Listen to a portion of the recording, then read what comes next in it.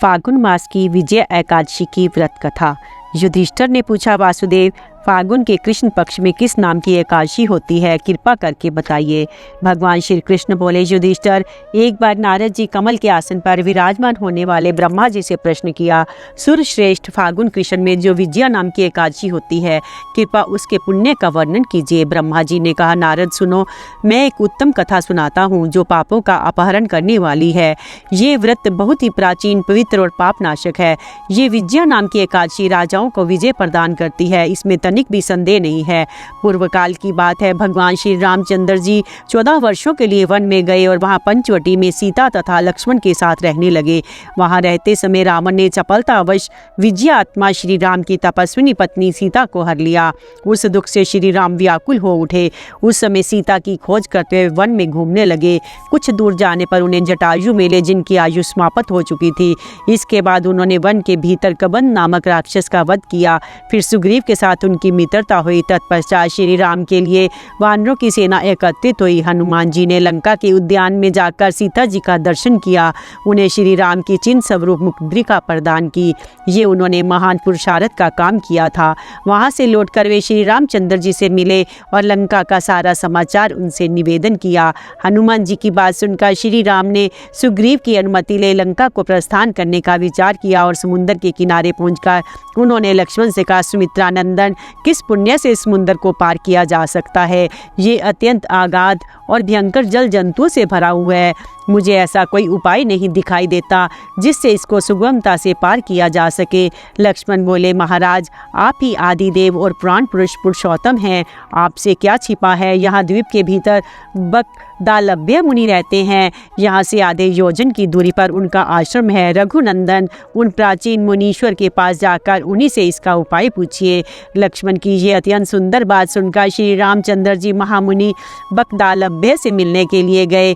वहाँ पहुँचकर उन्होंने मस्तक झुकाकर मुनि को प्रणाम किया। मुनि उनको देखते ही पहचान गए कि ये पुराण पुरुषोत्तम श्री राम हैं, जो किसी कारणवश मानव शरीर में अवतीर्ण हुए हैं। उनके आने से महर्षि को बड़ी प्रसन्नता हुई। उन्होंने पूछा, श्री राम, आपका कैसे यहाँ आगमन हुआ? श्री राम बोले, ब्राह्मण, आपकी कृपा से राक्षसों सहित लंका को जीतने के लिए सेना के साथ समुद्र के किनारे आया हूँ। मुने, आप जिस प्रकार समुद्र पार किया जा सके वह उपाय बताइए, मुझ पर कृपा कीजिए। बकदालभ्य ने कहा कि श्री राम, फागुन के कृष्ण पक्ष में जो विजया नाम की एकादशी होती है, उसका व्रत करने से आपकी विजय होगी। निश्चय ही आप अपनी वानर सेना के साथ समुद्र को पार कर लेंगे। राजन, अब इस व्रत को फलदायक विधि सुनिए। दशमी का दिन आने पर एक कलश स्थापित करें। वह सोने, चांदी, तांबे अथवा मिट्टी का भी हो सकता है। उस कलश को जल से भरकर उसमें पल्लव डाल दें। उसके ऊपर भगवान नारायण के स्वर्ण में विग्रह की स्थापना करें।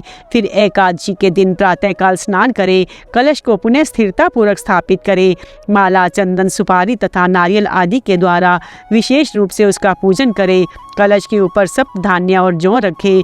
गंध, धूप, दीप और भांति भांति के नैवेद्य से पूजन करें। कलश के सामने बैठकर वह सारा दिन उत्तम कथा वार्ता आदि के द्वारा व्यतीत करें तथा रात में भी वहाँ जागरण करें।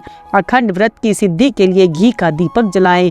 फिर द्वादशी के दिन सूर्योदय होने पर उस कलश को किसी जलाशय के समीप, नदी, झरने या पोखरे के तट पर ले जाकर स्थापित करें और उसकी विधिवत पूजा करके देव प्रतिमा सहित उस कलश को वेद वेता ब्राह्मण के लिए दान कर दे। महाराज, कलश के साथ ही और भी बड़े बड़े दान देने चाहिए। श्री राम, आप अपने युद्धपतियों के साथ इसी विधि से प्रयत्न पूर्वक विजया का व्रत कीजिए, इससे आपकी विजय होगी। ब्रह्मा जी कहते हैं, नारद, ये सुनकर श्री रामचंद्र जी ने मुनि के कथनानुसार उस समय विजया एकादशी का व्रत किया। उस व्रत के करने से श्री रामचंद्र जी विजयी हुए।